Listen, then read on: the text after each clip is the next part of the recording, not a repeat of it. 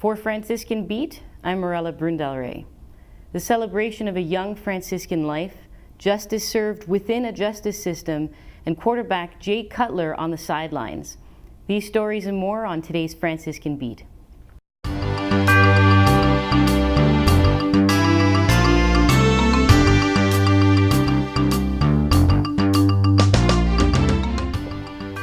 We remember the life of a Franciscan University student from Rockford, Illinois, who died last weekend.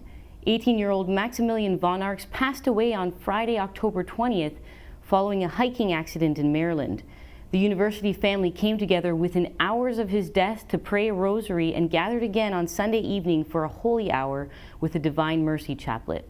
Father Sean Sheridan, TOR and President, will represent the university at the funeral mass this weekend in Illinois. The visitation is from 6:30 to 8:30 p.m. this Friday. The funeral mass will be held at 10:30 a.m. this Saturday, October 28th, at the Holy Family Catholic Church in Rockford, where Max was baptized.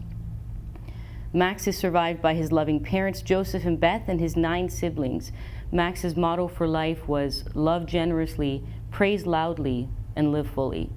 For more information on Max's celebration of life, it can be found at www.fitzgeraldfh.com. According to AP News in Cleveland, Ohio will pay just over $500,000 to a Cleveland woman. The 29-year-old was an inmate at the Ohio Reformatory for Women in Marysville. The woman says she was sexually assaulted by a guard at the state prison in 2009.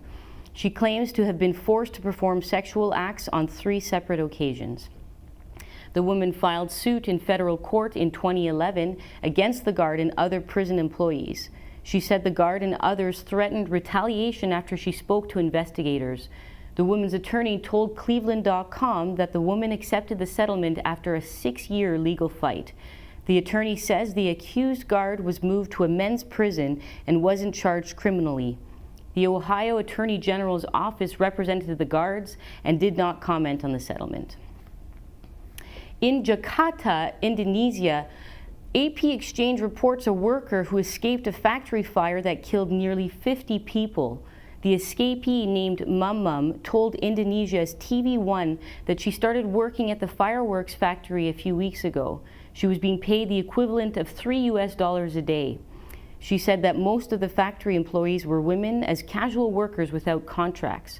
Mum said while weeping, and I quote, "I lost so many friends. I couldn't help. Everybody just ran for safety." Police say the death toll could rise as dozens of injured have extensive burns. And now a brief update on sports. AP News reports in the NFL, the Dolphins visit the Ravens with quarterback Jay Cutler on the sidelines with cracked ribs. Cutler is replaced by Matt Moore in the game tonight in Baltimore. The game is at 8:25 p.m. Eastern Time. The Dolphins hope to keep the momentum on their 3-game winning streak. The NBA season is still young, with the LA Clippers in Portland facing the Trail Blazers. The Atlanta Hawks are also in Chicago against the Bulls, the Celtics in Milwaukee, and Dallas at Memphis. On the West Coast, Sacramento hosts in New Orleans in the night's final matchup. It's also a busy night in the NHL with 22 teams in action. Thanks to the Weather Channel, we have an update for the next few days. The rest of today will be mostly cloudy with the sun going down at 6:26 p.m.